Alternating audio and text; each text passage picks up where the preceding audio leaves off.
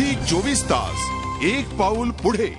भाजपवर जनतेचा विश्वास नसल्याचा लालकृष्ण अडवाणींनी केलेला ब्लॉकस्फोट आणि त्यानंतर भाजपतल्या अंतर्गत कुरबुरी सुरूच असल्याचं पुन्हा एकदा समोर आलंय। या निमित्तानं अडवाणींची गडकरींवर निशाणा साधलाय। गडकरींवर यावर प्रतिक्रिया व्यक्त केली नसली तरी विरोधकांना नवा मुद्दा मात्र यामुळे मिळालाय।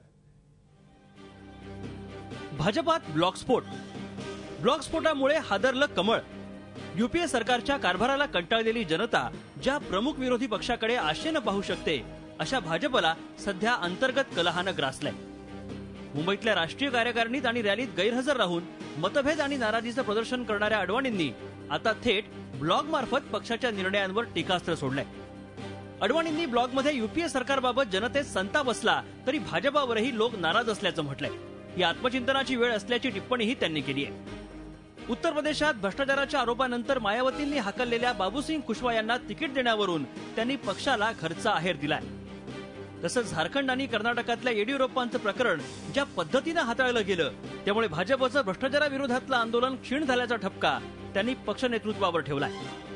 घोटाळे आणि भ्रष्टाचारानं ग्रासलेल्या यूपीएला सक्षम पर्याय म्हणून भाजपा समोर येत नसल्याची तोफही त्यांनी डागली आहे। गडकरींवर टीकेची झोड उठवतानाच सुषमा स्वराज आणि अरुण जेटलींचं मात्र त्यांनी कौतुक केलंय। कधीच बोलत नाही तुला माहिती आहे, कधीच बोलत नाही तुला माहिती आहे, कधीच बोलत नाही तुला माहिती आहे। भाजपच्या या अंतर्गत संघर्षावर काँग्रेसच्या दिग्गजांनी टीकेची संधी सोडली नसती तरच नवल होतं। But the fact remains that Mr. Nitin Gadkari has never won an election all his life and he himself claims he's more of a businessman than a politician. एकूणच काय तर यूपीएच्या भोंगळ कारभाराला कंटाळलेली जनता सत्तेची संधी भाजपला देईल की नाही हे येणारा काळच ठरवेल। पण दिल्ली अजून दूर असतानाही पार्टी विथ द डिफरन्स म्हणणारा पक्ष पार्टी विथ द डिफरन्सेस म्हणून समोर येतो। ज्येष्ठ श्रेष्ठ अडवाणींना सत्तेची सूत्र सोडवत नाहीयेत तर नव्या नेतृत्वाला सत्तेचं सिंहासन खुणवत आहे आणि या साठमारीत सत्तेच्या शिडीवर चढण्याऐवजी घसरून पडण्याची शक्यता अधिक आहे। झी 24 ताससाठी ब्युरो रिपोर्ट, मुंबई।